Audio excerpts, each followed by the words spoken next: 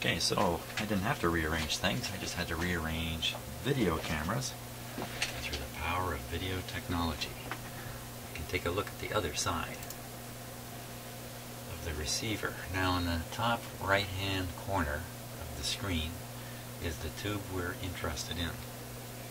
And that is the 6T8. I think I misspoke in the last little bit of the video where I mentioned there were two 6T8s, an AM and an FM one. No. The 6T8 contains everything you need for a receiver like this to do the detection of both the AM and FM. It's 2 or 3 tubes in one.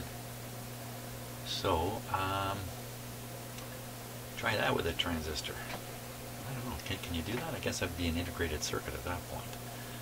So, integrated vacuum tube, maybe that's what this is really called. Now, just to verify I got the right tube on the other. So what I'm doing is I'm just going to grab it like this and give it a wiggle, and we'll make sure that the one we're looking at in the top right hand corner, yeah, see the pins moving around there? So that's the right tube. Now, when I looked at the circuit diagram, I think I saw a 150K resistor. So I'm looking in there now to see if there's any 150K resistors. And this is a little tricky for me to do. I'm watching, okay, so there they are, right? No, not there. Right there. You see 2 of them. One, I see brown, green, yellow, 150K. There's actually 2 of them there. Can't tell for sure that they're hooked up to pin 1. Oh my gosh, let's see if I can point at pin 1. Can I possibly do that? That's really, you know, boy, I tell you, I never want a surgeon to do surgery on me looking at a TV camera. So pin 1 is kind of right in there somewhere that I cannot. There, I'm pretty much pointing at it. Pin 1 on that tube. Yeah, I don't know how doctors could do it. Really. Now I'm going to try to put a clip lead on there. Oop, what was that? Something just popped off. Grounding clip. I'm going to get my hand right in front of the camera to do this. Oh my gosh.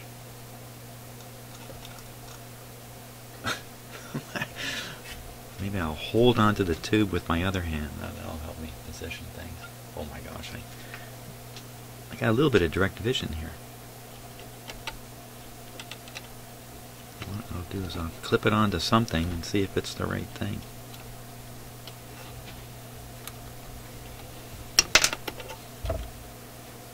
Well, that's not going to work now. The capacitor just fell off the back of that lead. I have to get another clip lead here. 10.7. That's a relatively high frequency. It's not like 455. 10.7. You're probably better off not having long clip leads. So I can tip this right back. I like that. I get a little better look at things.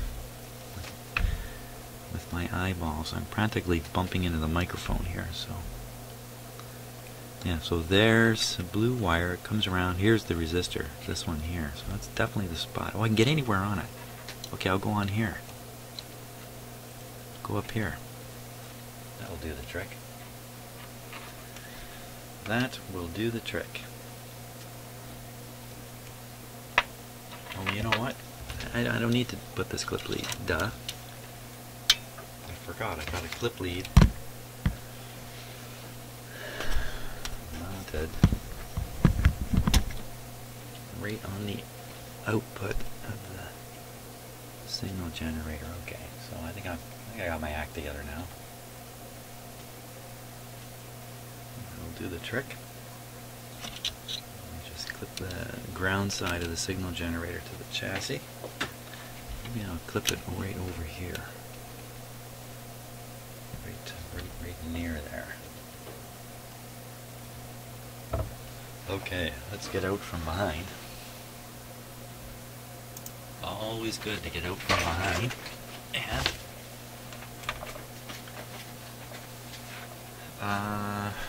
where are we at here? So did I just do something stupid? I did do something stupid. No, that's not stupid. I still have room for stupid stuff. So that's the signal generator connected, not to point A, but to the mixer tube. Wait a minute. No, I'm doing something stupid. Hold on. Just hold the fort here. Yes, I am doing something stupid here. This is not supposed to be where the signal generator goes. That is supposed to be where either I use my scope. Yeah, let's try it. Let's do everything with the scope here. So it's okay now. It should just take a moment to connect it up. Let me just get the lead ready here.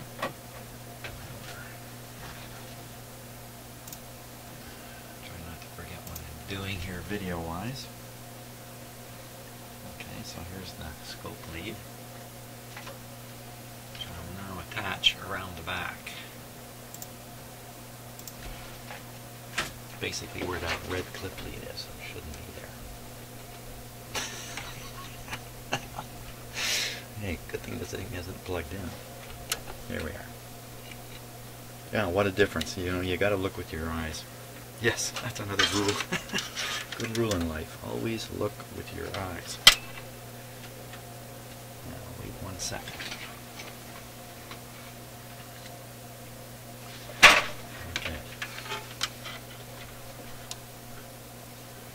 Once again, I need to thank my very friendly benefactor who has sent me this oscilloscope and these fantastic leads. Okay, that's a 10 times lead, and the oscilloscope actually automatically adjusts. It has a way of knowing. I just got a 10 times lead plugged into it. And when I get good on the scope, I'll do a video just on the scope. So, connected now. There. Great. Okay, now we just have to hook up the signal generator to the FM mixer. FM mixer. FM mixer. That's where I believe there's 2 tubes. 6T8 is the detector tube. FM oscillator, FM RF. Come on. Okay, I'm not going to find it on the sheet here. Let's take a look once again this way.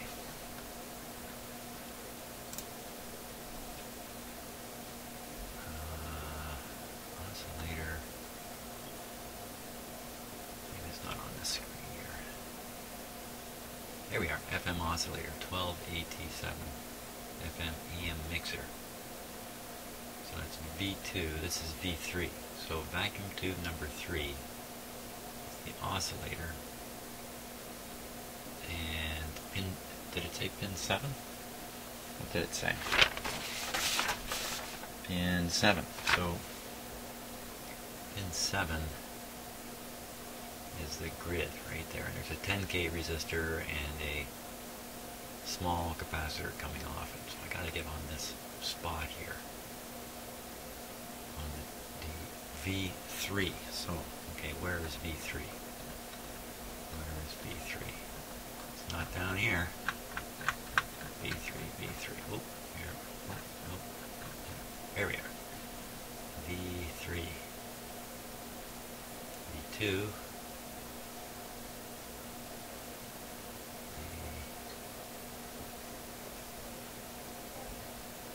There it is, V3 right there. So V3 is towards the front. Okay, I see it. I see it. So V3 is this tube, has a shield on it.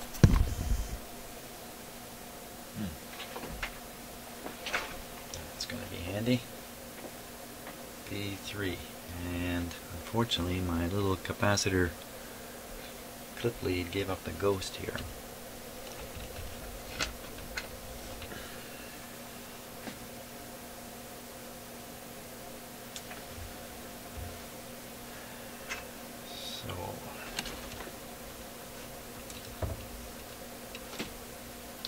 ignore the fact that I got long leads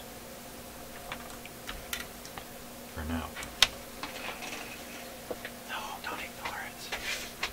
Hey, what's with all this spooky stuff that some of you are picking up in my videos? You're creeping me out. You're saying there's ghostly voices going on, you know. It could be me. It could be me whispering a little bit now and then. Pin 7.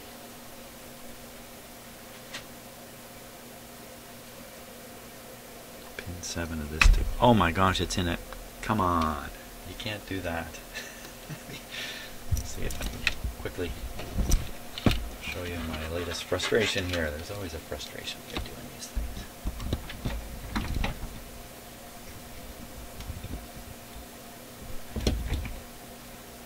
Yeah, there we go. Wait a minute, that's not right. Stay put, camera, just for a little bit. Just for this little bit.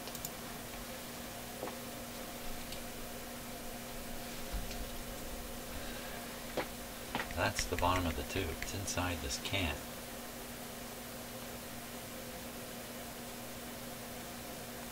Well, looks like it's got the screw here.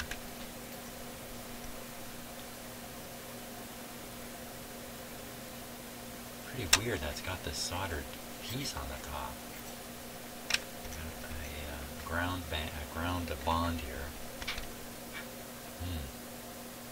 I can just undo that screw and open that thing up.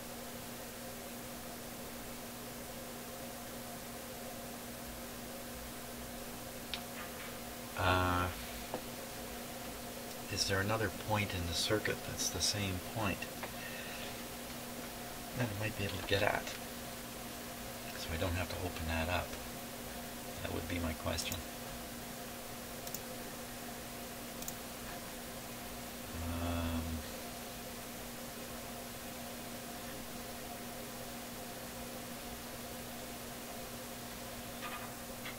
Where's the can? There, is that the can? No. Hey, what's going on here? Is this not the same radio?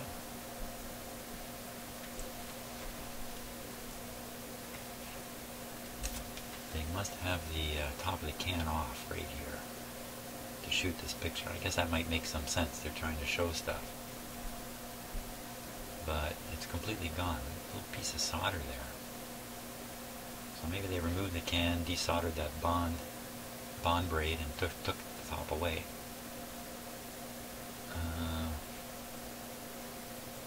That's not going to help me much.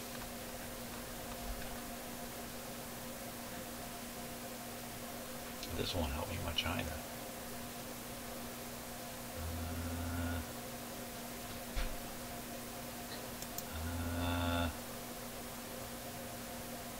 They don't really show this as being in a can.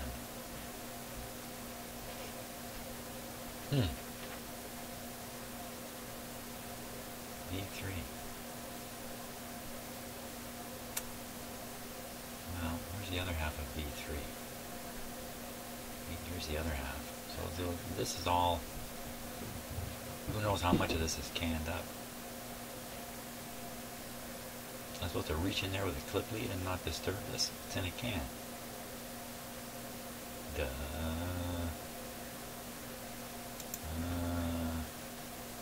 I don't know what other options I have.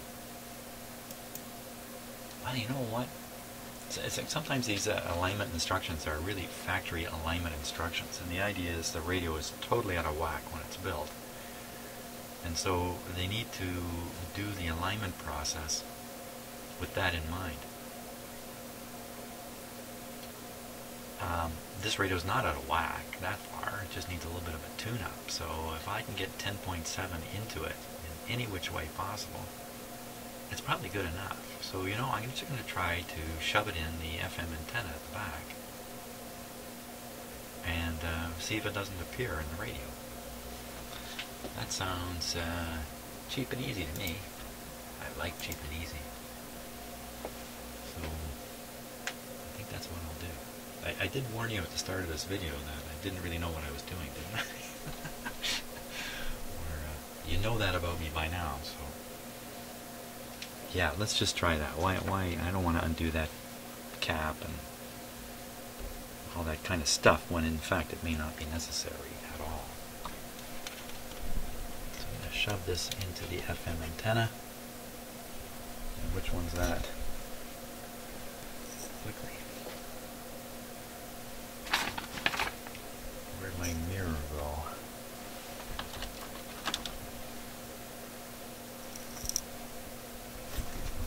Okay, tip this a little bit and look. Good thing I did. FM's in the middle here. Okay, so now I have the signal generator set to go into the antenna, the FM antenna, and I have the scope watching the point A in the circuit. I think we're all set to go here. Or as a popular phrase in Canada right now is, good to go. Good to go. If you're Canadian, and you're watching this concurrently, you're watching this now, you know, when I'm making it, not a year from now. Good to go. It has something to do with a guy named Mike Duffy and the Prime Minister of Canada. So I'm just looking things over to make sure we're safe here. Well, I think we're safe enough. Which really means I have an escape path. I can run for it.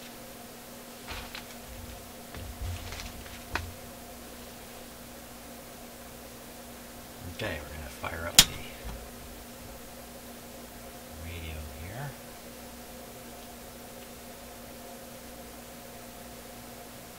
Very hesitant always. Okay.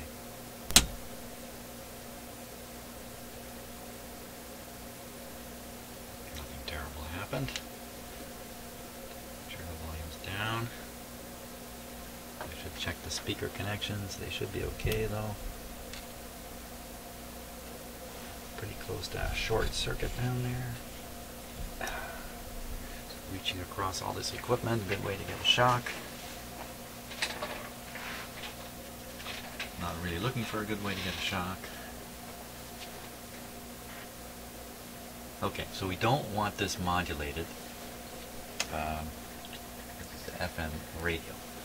So we'll knock the modulation off. And we got to dial this thing up to 10.7. I'm going to take this camera down before it falls down.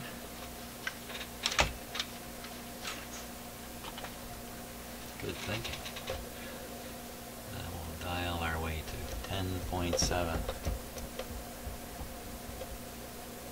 There we are.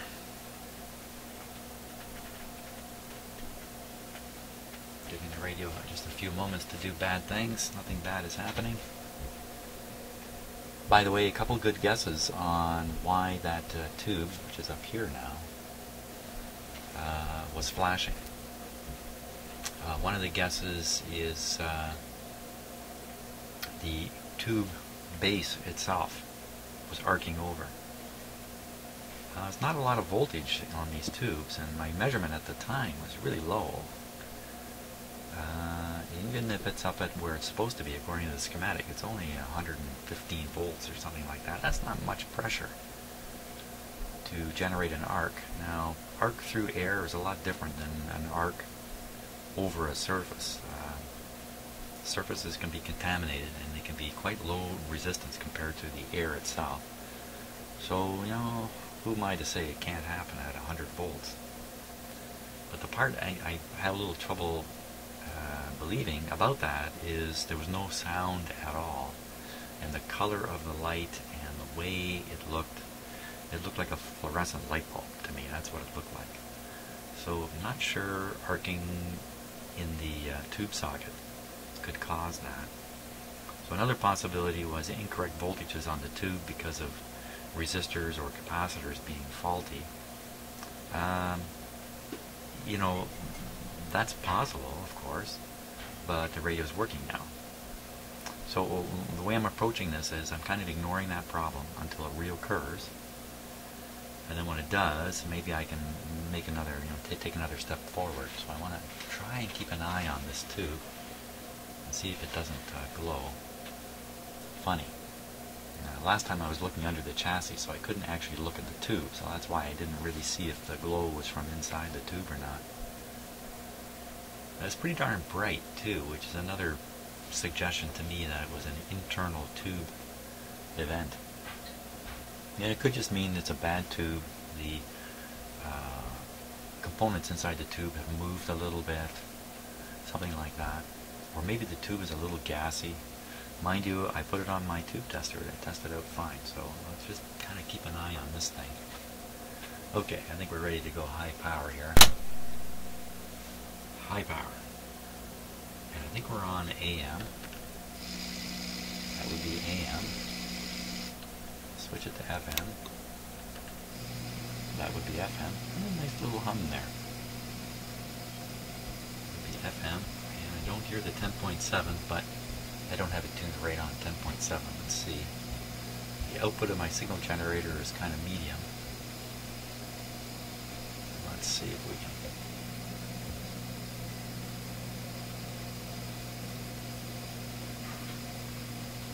Nothing. Okay, we'll put it up here. So putting out a pretty good signal now.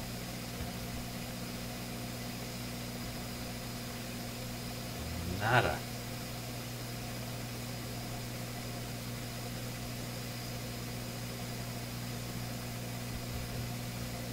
Okay, I'm really putting the boots to it now.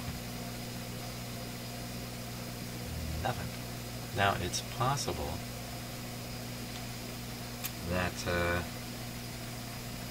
the radio has a 10.7 trap in it. Just a little circuit designed to knock out any 10.7 signal that makes it to the antenna, because it's not very nice to be sending 10.7 megahertz out on your antenna for other radios in your house to enjoy. That's not a good idea. So sometimes these radios have a trap in them that literally nulls out the signal on the way to the antenna. And likewise, if I try to push 10.7 in, the trap will grab it. And that'll be the end of that. That could be what's happening. Number two, I have a bit of a weak output connector on my signal generator. I don't want to wiggle it right now, but because if I wiggle it, there's a good chance I will wiggle it out so it's not working. I really need to be able to hear it to fool with it, but that's this connector up here, which I still haven't fixed. And what other sad part of this story could there be? I don't have it connected. Yeah, I do have it connected. It's not modulated, but I'm pretty sure that the radio I would hear it as I tuned it through the 10.7 point.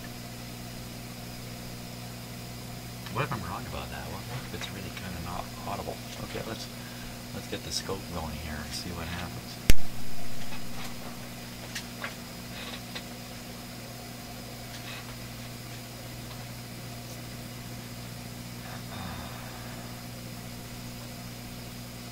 Fooled now. There we are.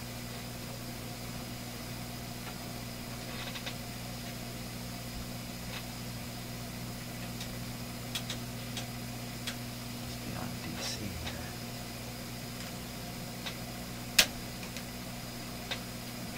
Run AC.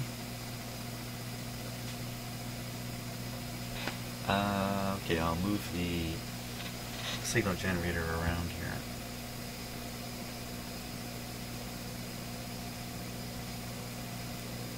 That's supposed to make a DC difference. Put it back on DC.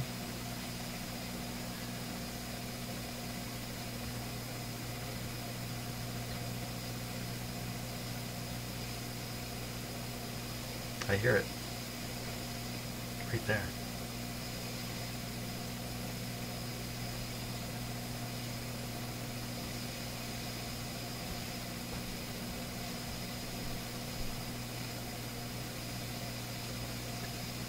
very faintly, just a little extra hiss comes in. You can see anything happen here. Let's put some modulation on it and see what happens. It's 30–40%. Shouldn't do anything. Depends on the kind of discriminator or demodulator detector that's being used in the FM radio. Some of them are more or less sensitive to AM amplitude modulation coming through. I think they're all relatively insensitive. That's part of the beauty of FM. But, well, that's not getting me anywhere yet.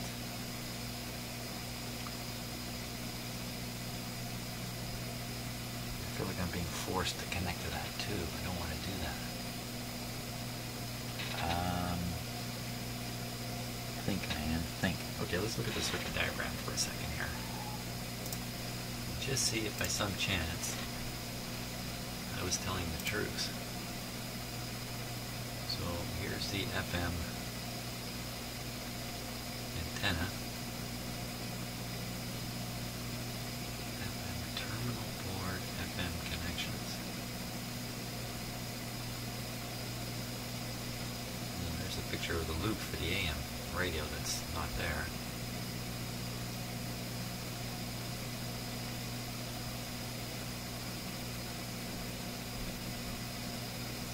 Something funny about these connections too, because there's 3 screw connections and then 2, I don't know what you call them, 2 other terminals.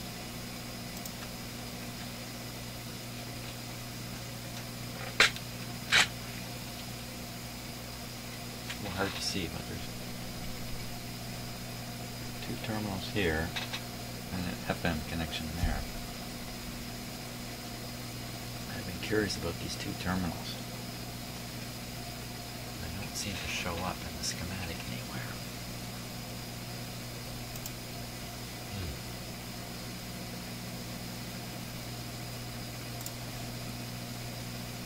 Well, going back to this.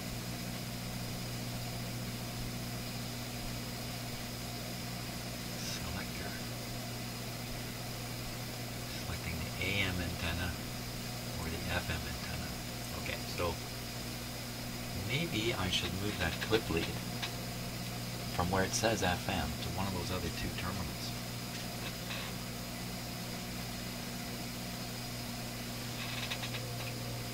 Well, let's see. On that other terminal is a big fat capacitor. 0.01 and a coil. This looks to me like something that would knock out lower frequencies and coil right there. So this might be the 10.7 trap right here.